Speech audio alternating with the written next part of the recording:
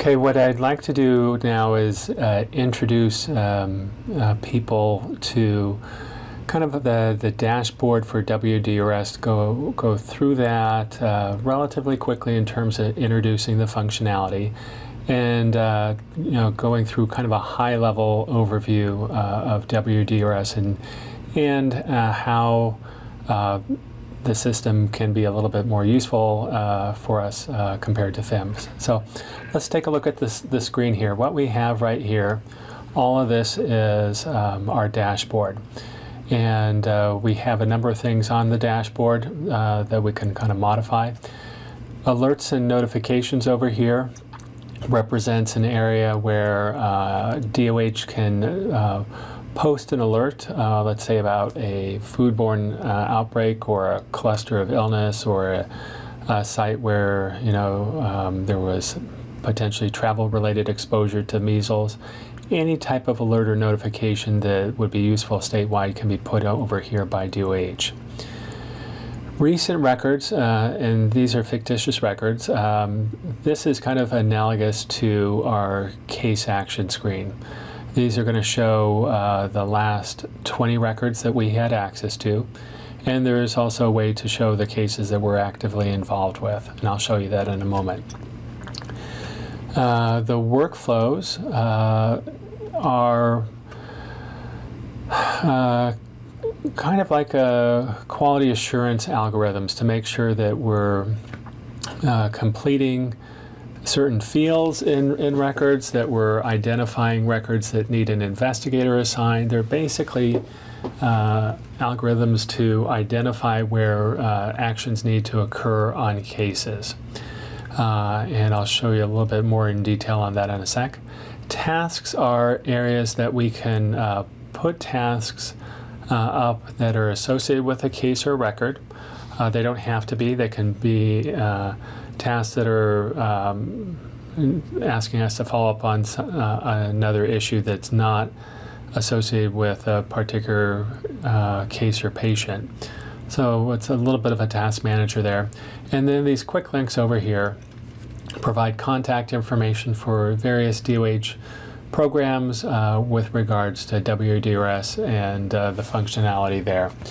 So now let's take a look at this in a little bit more detail. I said patient records can be seen under the recent records here, kind of in the same way that we look at our case action screen. If we click on the more, this is going to show up to 20 of the most recent records. We can click on the link over here, go right into the record. The bookmark that you see over here allows us to make that record permanently in our recent events folder for as long as that's bookmarked. So if we have a case that requires follow-up over the next couple weeks, maybe a rabies post-exposure prophylaxis case, we can click here, bookmark it. It'll be at the top of our list when we close and return back to the dashboard. And it will always stay on there even if we don't look at that case for quite a while and we get more than 20 records in between that. So bookmarks are always a way to highlight things that are more important for you for follow-up.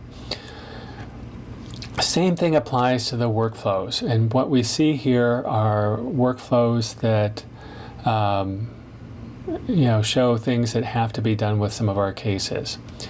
I'm going to click on the more, and you're going to see quite a number of workflows that are associated with WDRS, and this is a very busy screen. What I like to do is click on the hide empty workflows. This way all I'm looking at are workflows that have cases represented in them here under the total case count. You can click on that workflow to see all of those cases, and then from there you can move into a record. But I'm just going to move back to my workflows. And again, some of those workflows are more important to me than others. So I want to know,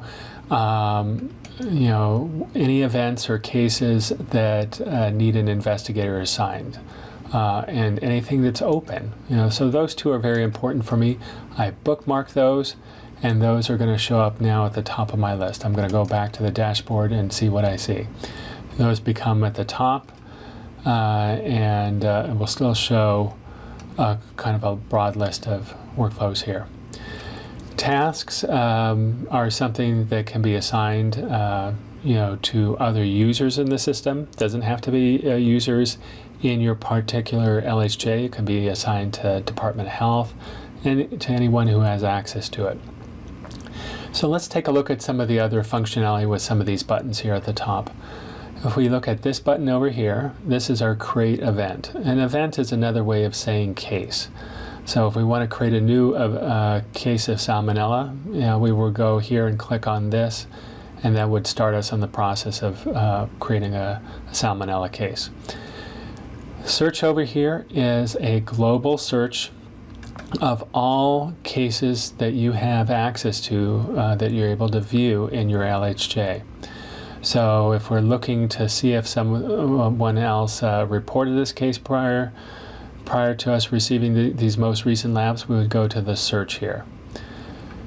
Here with the gears is another way of accessing the workflows. You can get to it here, or you can get to it by here and hitting the more.